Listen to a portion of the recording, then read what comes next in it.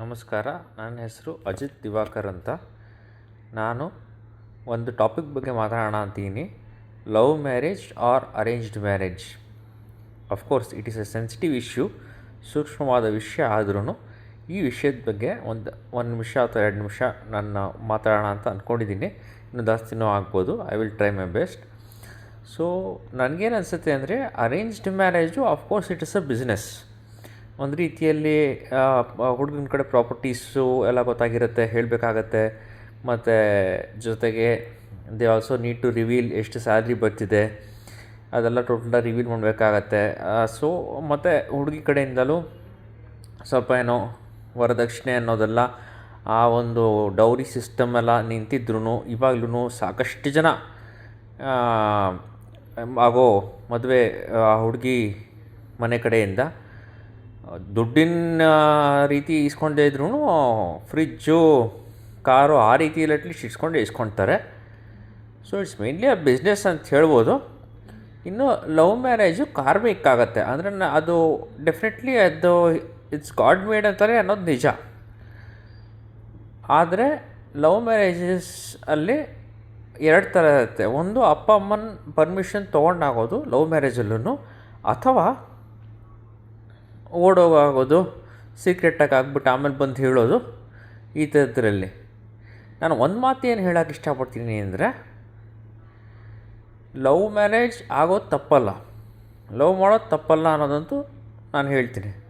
ಆದರೆ ಒಂದು ಪರ್ಮಿಷನ್ ಅಂತ ನೀವು ತೊಗೊಂಡ್ರೆ ದಯವಿಟ್ಟು ಒಳ್ಳೆಯದು. ಮದುವೆ ಮುಂಚೆ ಇವಾಗ ನನಗೊಬ್ಬಳು ಹುಡುಗಿ ಗೊತ್ತಿದ್ಲು, ನನ್ನ ಪರ್ಸ್ನಲ್ಲಾಗಿ ನನ್ನ ಫ್ರೆಂಡ್ ಆಗಿದ್ಲು. ಸೊ ಅವಳು ಇನ್ನೊಬ್ಬನ ಹುಡುಗನ್ನ ಲವ್ ಮಾಡಿ ಮದುವೆ ಆಗಿರೋದು. ಬಟ್ ಅವಳು ಲವ್ ಮಾಡೋದಕ್ಕೂ ಅವಳ ಪರ್ಮಿಷನ್ ತೊಗೊಂಡ್ಳು. ಸೊ ದಟ್ ಮುಂದೆ ಪ್ರೊಸೀಡ್ ಆದಮೇಲೆ, ಲವ್ವಲ್ಲಿ ತುಂಬ ಇಬ್ಬರು ಇನ್ವಾಲ್ವ್ ಆದಮೇಲೆ ಇಮೋಷ್ನಲಿ, ಆಮೇಲೆ ಒಬ್ಬರನ್ನೊಬ್ಬರು ಬಿಟ್ಟಿರೋಕ್ಕಾಗಲ್ಲ ಅನ್ನೋ ಪರಿಸ್ಥಿತಿ ಬಂದ್ಬಿಡುತ್ತೆ ಅಂತ ಒಂದು ಕಾರಣಕ್ಕೆ ಅದು ಪರ್ಮಿಷನ್ ತೊಗೊಂಡೇ ಅವರು ಲವ್ ಮಾಡಿದ್ದು. ಲವ್ ಮಾಡೋಕ್ಕೂ ಅವ್ರ ತಂದೆ ತಾಯಿ ಪರ್ಮಿಷನ್ ತೊಗೊಂಡಿದ್ಲು ಅವಳು, ಆ್ಯಕ್ಚುಲಿ ಹೇಳ್ಬೇಕಾರೆ. ಸೊ ಇವಾಗ ಏನಾಗುತ್ತೆ, ಲವ್ ಮಾಡುವಾಗ ಗೊತ್ತಾಗಲ್ಲ, ಯಾವಾಗಲೂ ಅವಳ ಜೊತೆ ಇರಬೇಕು ಅನಿಸುತ್ತೆ, ಆ ಹುಡುಗಿ ಯಾವಾಗಲೂ ಅವನ ಜೊತೆ ಇರಬೇಕು ಅನಿಸುತ್ತೆ. ಬಟ್ ಇದು ಕಂಟಿನ್ಯೂ ಆದಮೇಲೆ ಒಂದು ಸ್ಟೇಜ್ ರೀಚ್ ಆದಮೇಲೆ ಏನಾಗುತ್ತೆ, ಇಬ್ಬರನ್ನ ಬಿಟ್ಟಿರೋಕ್ಕಾಗಲ್ಲ, ಮದುವೆ ಮಾಡ್ಕೊಳ್ಳೇಬೇಕು ಅಂತ ಡಿಸೈಡ್ ಮಾಡ್ಕೊಂಡ್ಬಿಟ್ಟಿರ್ತಾರೆ. ಇದಾದಮೇಲೆ ಇದೆಲ್ಲ ಸೀಕ್ರೆಟಾಗೂ ಎಷ್ಟೊಂದು ಸರಿ ಮಾಡಿಬಿಟ್ಟಿರ್ತಾರೆ. ಆಮೇಲೆ ತೊಗೊಂಡೋಗಿ ಅವ್ರ ಅಪ್ಪ ಅಮ್ಮಂಗೆ ಇದನ್ನು ಹೇಳೋದು ಇಲ್ಲ. ಒಂದೊಂದು ಸರಿ ಅವ್ರ ಮನೇಲಿ ರೆಫ್ಯೂಸಲ್ ಆಗ್ಬೋದು ಅಂತ ಎಲ್ಲ ಒಂದು ಕಡೆ ಮದುವೆನೂ ಆಗ್ಬಿಡ್ತಾರೆ. ಒಂದು ಟೆಂಪಲಲ್ಲಿ ಸೀಕ್ರೆಟಾಗಿ ಮದುವೆ ಆಗೋದು, ಓಡೋಗಿ ಮದುವೆ ಆಗೋದು, ಒಂದು ಲೆಟ್ರ್ ಬರೆದಿಟ್ಬಿಟ್ಟು ಹುಡುಗಿರೆಲ್ಲ ಮನೆಯಿಂದ ಓಡೋಗೋದೆಲ್ಲ ತುಂಬ ಕಾಮನ್ನು. ಸೊ ಈ ಥರದ್ದೆಲ್ಲ ಆಗಕ್ಕೆ ಶುರುವಾಗಿದೆ. ಫೈನಲಿ ನಾನು ಹೇಳೋದಿಷ್ಟೇ, ಈಗಿನ ಕಾಲದ್ದು ಹೆಣ್ಮಕ್ಳು ಓದಿದ್ದಾರೆ, ಎಜುಕೇಷನ್ ಇರುತ್ತೆ, ಇಂಡಿಪೆಂಡೆಂಟ್ ಆಗಿದ್ದಾರೆ, ಸಾಕಷ್ಟು ಹಣಕಾಸಿರುತ್ತೆ. ಆದ್ರೂ ಈ ಥರ ಇಶ್ಯೂಸ್ ಬಂದಾಗ ಅವ್ರಿಗೆ ಗಂಡ ಏನಾದ್ರು ಬಿಟ್ಟರೆ ಆಮೇಲೆ ಅವ್ರಿಗೆ ಅಷ್ಟು ನೆರವು ಅಥವಾ ಸಹಕಾರ ಅವ್ರ ಅಪ್ಪ ಅಮ್ಮನಿಂದ ಸಿಗೋಕ್ಕೆ ಸ್ವಲ್ಪ ಕಷ್ಟ ಆಗುತ್ತೆ. ಬೇಡವಾದ ಮನಸ್ಸಿಂದ ಮಾಡ್ತಾರೆ. ಇವಳು ನಮ್ಮ ಮಾತು ಕೇಳಿದೆ ಓಡೋಗಿದ್ದಾಳೆ ಅಂತ. ಇನ್ಫ್ಯಾಕ್ಟ್ ಎಕ್ಸೆಪ್ಟ್ ಮಾಡೋದು ಅಷ್ಟೇ ಆ ಹುಡುಗಿ ವಿಚಾರ. ಹುಡುಗನ ವಿಚಾರನೂ ಅಷ್ಟೇ. ಇಷ್ಟಿಂದ ಸಾಕಿದ್ದು ಅಪ್ಪ ಅಮ್ಮನ್ನೇ ನೆಗ್ಲೆಕ್ಟ್ ಮಾಡಿ ಇವಾಗ ಯಾವುದೋ ಅವ್ನು ಬೇಕಾಗಿರೋ ಹುಡುಗಿನ ಮದುವೆ ಆಗ್ಬಿಟ್ಟ ಅಂತ permanently the relationship between the children and the parents. ಈಗ ಬಾಯ್ ಅಂದರೆ ಹಿಸ್ ಪೇರೆಂಟ್ಸ್, ಗರ್ಲ್ ಅಂದರೆ ಗರ್ಲ್. ಈ ಥರ ಮಾಡಿದರೆ ಗರ್ಲು ಆ್ಯಂಡ್ ಹರ್ ಪೇರೆಂಟ್ಸ್ ರಿಲೇಷನ್ಶಿಪ್ ಕಂಪ್ಲೀಟಾಗಿ ಸ್ಪಾಯ್ಲ್ ಆಗಿಬಿಡುತ್ತೆ. ಫಾರ್ ಲೈಫ್ ಸ್ಪಾಯ್ಲ್ ಆಗಿಬಿಡುತ್ತೆ. ಮನಸ್ಸಲ್ಲಿ ಯಾವಾಗಲೂ ಇರುತ್ತೆ ಅವ್ರು ಒಂದು ತಪ್ಪು ಮಾಡಿದ್ದಾರೆ ಅಂತ. ಇವಾಗ ಅಪ್ಪ ಅಮ್ಮ ಎಷ್ಟೇ ಶ್ರಮಿಸ್ಬೋದು, ಎಷ್ಟೇ ಪ್ರೀತಿಸ್ಬೋದು, ಆಮೇಲೆ ನಾರ್ಮಲ್ ಲೈಫೇ ನಡೆಸ್ಬೋದು, ನಗ್ತಾನೆ ಮಾತಾಡ್ತಾ ಇರ್ಬೋದು. ಬಟ್ ಒಂದು ಸರಿ ಈ ಥರ ಮಾಡ್ಬಿಟ್ನಲ್ಲ ಅಂತ.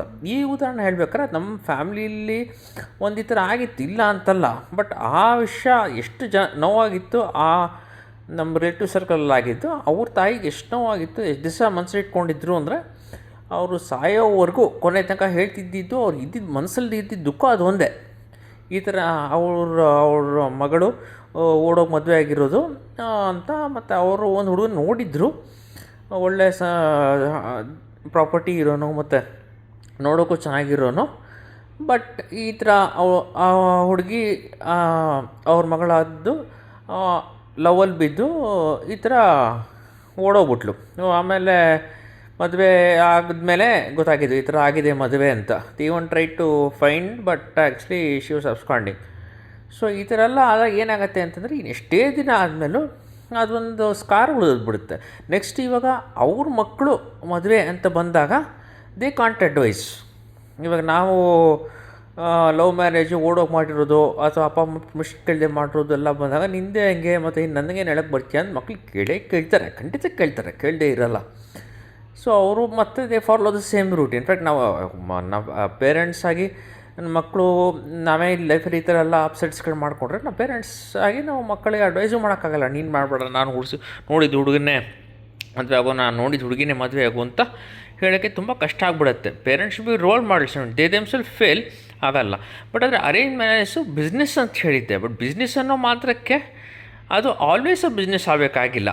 ಅದರಲ್ಲೂ ಫೋಟೋ ಎಲ್ಲ ನೋಡ್ತಾರೆ, ಜೊತೆಗೆ ಅದರಲ್ಲಿ ಡ್ರಿಂಕಿಂಗ್ ನಾನ್ ಡ್ರಿಂಕಿಂಗ್ ಕಾಲಮ್ಸ್ ಇರುತ್ತೆ, ಅದೆಲ್ಲ ನೋಡ್ಬಿಟ್ಟು ಮ್ಯಾಟ್ರಿಮೋನೀಸಲ್ಲೇ ಸ್ಮೋಕಿಂಗ್ ನಾನ್ ಸ್ಮೋಕಿಂಗ್ ಅದೆಲ್ಲ ಚೆಕ್ ಮಾಡಿಕೊಂಡು ಇಬ್ಬರು ಬರ್ತಾರೆ, ಮಾತಾಡ್ತಾರೆ, ಇಷ್ಟಪಡ್ಬೋದು ಒಂದ್ಸರಿ ನೋಡಿದಾಗಲೇ.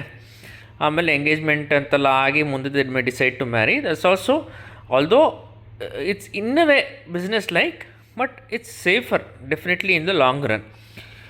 ಇದ್ರ ಮೇಲೆ ಲವ್ ಮ್ಯಾರೇಜ್ ಅಂತಲ್ಲೂ ನಾವು ಇಷ್ಟಪಟ್ಟಿದ್ದು ಹುಡುಗನೋ ಅಥವಾ ಇಷ್ಟಪಟ್ಟಿದ್ದು ಹುಡುಗಿನೇ ಆದ್ರೂ ಪರ್ಮಿಷನ್ ತೊಗೊಂಡು ಅಪ್ಪ ಅಮ್ಮಂದು ಹುಡುಗ ಅಪ್ಪ ಅಮ್ಮ ಹುಡುಗಿ ಅಪ್ಪ ಅಮ್ಮ ಎರಡು ಕಡೆಯೂ ಒಪ್ಪಿಸಿ ಕೊನೆಗೆ ಮದುವೆ ಅಂತಾದರೆ ಅದು ತುಂಬ ಖುಷಿಯಾಗಿರ್ತಾರೆ. ಎಲ್ಲರೂ ತುಂಬ ಖುಷಿಯಾಗಿರ್ತಾರೆ. ಸ್ವಲ್ಪ ಬೇಡ ಅನಿಸಿರ್ಬೋದು ಮನಸ್ಸಲ್ಲಿ ತಂದೆ ತಾಯಿ of that boy and girl, ಈ ಹುಡುಗ ನಮಗೆ ಬೇಡ ಅಥವಾ ಈ ಹುಡುಗಿ ನಮಗೆ ಬೇಡ ಅನಿಸಿರ್ಬೋದು. ಕೊನೆಗೆ ಇವಾಗೇನೋ ಒಂದು ಸಿಚುವೇಷನಲ್ಲಿ ಇವಾಗ ನನ್ನ ಫ್ರೆಂಡೇ ಒಬ್ಬಂದು ಹಾಗಾಗಿತ್ತು. ಆ್ಯಕ್ಚುಲಿ ಹೇಳ್ಬೇಕಾದ್ರೆ ಅವನು ಅಂತರ್ಜಾತಿ ವಿವಾಹ ಆಗಿದ್ದಾನೆ. ಅವನ ವಿಚಾರಕ್ಕೆ ಬಂದಾಗ ಹುಡುಗಿ ಹೊಂದ್ಕೊಂಡಿದ್ರು, ಅವ್ರು ಮುಂಚೆನೇ ಕಾಲೇಜಲ್ಲಿ ಫ್ರೆಂಡ್ಸ್ ಆಗಿದ್ದರು. ಆಮೇಲೆ ದಿಸ್ ಫೆಲ್ ಇನ್ ಲವ್. ಆಮೇಲೆ ಸ್ವಲ್ಪ ದಿನ ಆ ಹುಡುಗಿಗೆ ಕಾಂಟ್ಯಾಕ್ಟ್ ಬಿಟ್ಟೋಗಿತ್ತು. ಆಮೇಲೆ later they got in touch and ಆಮೇಲೆ ಇಬ್ಬರು ಲವ್ ಮಾಡಿ ಜೊತೆಗೆ ಮನೇಲಿ ಹೇಳ್ಕೊಂಡು ಈ ಥರ ಹೇಳ್ಬಿಟ್ಟು ಈ ಥರ ನಾವು ಈ ಥರ ಲವಲ್ಲಿ ಇನ್ವಾಲ್ವ್ ಆಗಿದ್ದೀವಿ ಅಂತ. ಆಮೇಲೆ ಅಪ್ಪ ಅಮ್ಮ ಎಲ್ಲ ಹೇಳಿದ್ರು ಬೇರೆ ಜಾತಿ ಆದ್ರೂ ಪರವಾಗಿಲ್ಲ. ಅವ್ರು ತುಂಬ ಸಂಪ್ರದಾಯಸ್ಥ ಕುಟುಂಬ ಆ್ಯಕ್ಚುಲಿ. ಬೇರೆ ಜಾತಿ ಆದರೂ ಪರವಾಗಿಲ್ಲ, ಆದ್ರೂ ಹುಡುಗಿ ಹೊಂದ್ಕೊತಾರಲ್ಲ ಅಷ್ಟು ಸಾಕು, ಇನ್ನೇನು ಅಪ್ಸೆಟ್ ಆಗುತ್ತೆ ಅಂತ ಭಯ ಇತ್ತು. ಇನ್ನೊಂದು ಕೇಸಲ್ಲಿ ಏನು ಅಂತ ಎಕ್ಸ್ಟ್ರೀಮ್ ಕೇಸ್ಗಳಲ್ಲಿ ಈ ಥರದ್ರಲ್ಲಿ ಮೈನರ್ ಮ್ಯಾರೇಜಸ್ ಬಗ್ಗೆನೂ ನಾನು ಒಂದು ವಿಷಯ ಹೇಳೋಕ್ಕೆ ಇಷ್ಟಪಡ್ತೀನಿ. ನಮ್ಗೆ ಗೊತ್ತಿರೋದೇ ಒಂದು ಕೇಸಲ್ಲಿ ಏನಾಗಿದೆ ಅಂತಂದರೆ minor marriage the girl was kept in custody for 3 days because ಅವ್ರ ಪೇರೆಂಟ್ಸು ಆ ಹುಡುಗಿನ ಲವಲ್ಲಿ ಬಿದ್ದುಬಿಟ್ರೆ ಅಂತ ಭಯದಿಂದಲೇ ಆ ಥರ ಎಲ್ಲ ಭಯ ಪಟ್ಕೊಂಡು ಇನ್ನೂ ಮೇಜರ್ ಆಗಿರೋಕ್ಕೆ ಮುಂಚೆನೇ ಮದುವೆ ಮಾಡಿಕೊಟ್ರೆ ಎಲ್ಲ ಅಡ್ವರ್ಟ್ಗಳೇ ಆಗೋದು. ಅದೇ ಅವ್ರು ವೆರಿ ಹ್ಯಾಪಿ. ಆಮೇಲೆ ಮದುವೆ ಆಗ್ಬಿಟ್ಟು ದಟ್ ಹುಡುಗಿ ದಟ್ ಗರ್ಲ್ನ ಅದು ವೆಡ್ಡಿಂಗ್ ಬ್ರೈಡ್ ಅನ್ನೋಳು ಅದು ಮದುವೆ ದಿನವೇ ಪೊಲೀಸರು ಬಂದು ಕರ್ಕೊಂಡು ಹೋಗಿ ಆ ಹುಡುಗಿನ ಪೊಲೀಸ್ ಸ್ಟೇಷನಲ್ಲಿದ್ದು ಸುಮಾರು ದಿನ ಹೇಳ್ಬೇಕಾರೆ ಸುಮಾರು ದಿನ 3 days. But 3 days can be very long for that girl. And ಆಮೇಲೆ ಅದು ಆ ಟ್ರಾಮಾ ಅನ್ನೋದೇನಿದೆ ಆ ಹುಡುಗಿ ಮನಸ್ಸಲ್ಲಿ ಪರ್ಮನೆಂಟಾಗಿ ಉಳಿಯುತ್ತೆ. ಬಿಕಾಸ್ ಅಲ್ಲಿ ಹೆಂಗೆ ಟ್ರೀಟ್ ಮಾಡ್ತಾಯಿದ್ರು, ಕಸ್ಟಡಿಗೆ ತೊಗೊಂಬಿಟ್ರು ಅಂತೆಲ್ಲ ಹೇಳಿದ್ದು ಅವ್ರು ಆ್ಯಕ್ಚುಲಿ. ಬಿಕಾಸ್ ಅವ್ರ ಪೇರೆಂಟ್ಸ್ಗೆ ಸ್ವಲ್ಪ ಕ್ಲೋಸ್ ಆಗಿದ್ದರು, ಈ ಥರ ಆಯಿತು ಅಂತ ಒಂದು. ಸೊ ಇದರೆಲ್ಲದ್ರ ಮೇಲೆ ಮದುವೆ ವಿಚಾರಕ್ಕೆ ಬಂದಾಗ ಇನ್ನೊಂದು ಇದು ಬರುತ್ತೆ, ನಾನು ಮಾತಾಡೋಕ್ಕೆ ಇಷ್ಟಪಡ್ತೀನಿ. ದಟ್ ಇಸ್ ಡೈವೋರ್ಸ್ ಅಂತ ಬಂದಾಗ ಡ್ರ್ಯಾಗ್ ಆಗೋದು ಬದಲು ಬೇಗ ಮ್ಯೂಚುವಲ್ ಕನ್ಸೆಂಟ್ ಡೈವೋರ್ಸ್ ತೊಗೊಳ್ಳೋದೇ ಒಳ್ಳೆಯದು. ಇನ್ನು ಡ್ರ್ಯಾಗ್ ಆಗ್ತಾಯಿದ್ರೆ ಏನಾಗುತ್ತೆ, ಒಬ್ಬರು ಇನ್ನೊಬ್ಬರ ಮೇಲೆ ಫಾಲ್ಸ್ ಅಕ್ಯೂಷನ್ಸ್ ಹಾಕೋದು ಹೆಚ್ಚಾಗತ್ತೆ. ಇವಾಗ ಹುಡುಗಿನೇ ಹೇಳ್ಬೋದು ಅವನನ್ನು ಅನುಮಾನಿಸ್ಕೊಂಡು ನೋಡ್ತಿದ್ದ ಅಂತ, ಹುಡುಗ ಅದು ಮಾಡೇ ಇರಲ್ಲ ಅಥವಾ ಹೊಡಿತಾ ಇದ್ದ ಅಂತ ಅಕ್ಯೂಷನ್ಸ್ ಮಾಡ್ಬೋದು.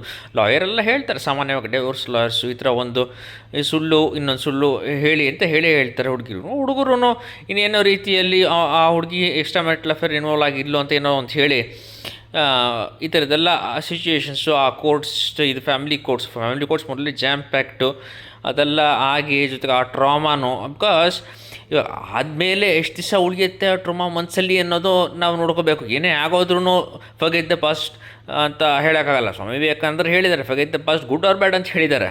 I have high regard for Swami Vivekananda, this thing apart. But ಏನಂದರೆ ನಾನು ಹೇಳೋದು ಅದು it will stay somewhere, it will stay ಯಾವಾಗಲೂ ಮನಸ್ಸಲ್ಲಿ, ಅದು ಮನಸ್ಸಲ್ಲಿ ಲೈಫ್ ಲಾಂಗ್ ಉಳಿದು ಬಿಡುತ್ತೆ. ಸೊ ಆ ಥರದ್ದೆಲ್ಲ ಅಪ್ಸೆಟ್ಸ್ ಮಾಡ್ಕೊಳ್ದೇನೆ ನಾನು ಏನು ಹೇಳೋಕ್ಕೆ ಇಷ್ಟಪಡ್ತೀನಿ, ನನ್ನ ಜೀವನದ ಒಂದು 40 years ಎಕ್ಸ್ಪೀರಿಯೆನ್ಸ್ ನಾನು ನೋಡಿರೋದು ಸರೌಂಡಿಂಗಲ್ಲಿ ಇದ್ರ ಬಗ್ಗೆ ಸ್ವಲ್ಪ ಆಲೋಚನೆ ಮಾಡಿರೋದು ಈ ಒಂದು ಚಿಕ್ಕ ವಿಡಿಯೋಲಿ ಹೇಳಿ ನಾನು ಮುಗಿಸೋಕ್ಕೆ ಇಷ್ಟಪಡ್ತೀನಿ. Thank you. Please, I am thankful to all of you for listening and I hope this advice is followed seriously. ನಾನು ಚಿಕ್ಕ ವಯಸ್ಸಲ್ಲಿ ಚಿಕ್ಕವನೇ ಇರ್ಬೋದು, ಆದ್ರೂ ನಾನು ಇದು ಅಡ್ವೈಸ್ ಅಂತ ಕೊಡೋಕ್ಕೆ ಇಷ್ಟಪಡಲ್ಲ. ನಾನು ಏನು ನೋಡಿದ್ದೀನೋ, ಏನು ತಿಳ್ಕೊಂಡಿದ್ದೀನೋ ನನ್ನ ಅರ್ಧ ವಯಸ್ಸಲ್ಲಿ ಮಿಡ್ಲ್ ಆಫ್ ದ ಲೈಫ್ ಬಂದಿದ್ದೀನಿ ನಾನು. ಸೊ ಹೇಳೋಕ್ಕೆ ಇಷ್ಟಪಡ್ತೀನಿ.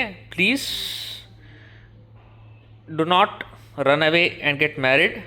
ದಯವಿಟ್ಟು ನಿಮ್ಮ ಅಪ್ಪ ಅಮ್ಮನ ಪರ್ಮಿಷನ್ ಕೇಳಿ ಎಲ್ಲರನ್ನೂ ಒಪ್ಪಿಸಿ ಮದುವೆ ಆಗಿ ಖುಷಿಯಾಗಿರ್ತೀರ. ಕೊನೆ ಪಕ್ಷ ಅವ್ರ ಮನಸ್ಸಿಲ್ಲ ಅದು ಒಪ್ಕೊಂಡಿದ್ರು ಅಂದ್ರೂ ಅವ್ರ ಮನಸ್ಸಲ್ಲಿ ಏನೋ ಅಪ್ಪ ನಮ್ಗೆ ಹೇಳಿದ್ನಲ್ಲ ನಮ್ಮ ಹುಡುಗ, ನಮ್ಗೆ ಹೇಳಿದ್ನಲ್ಲ ನಮ್ಮ ಹುಡುಗಿ, ಏನೋ ಖುಷಿ ಇರುತ್ತೆ. ಈ ಎರಡು ಮಾತುಗಳನ್ನ ಹೇಳಿ ನನ್ನ ಮಾತುಗಳನ್ನ ಮುಗಿಸೋಕ್ಕೆ ಇಷ್ಟಪಡ್ತೀನಿ. Thank you.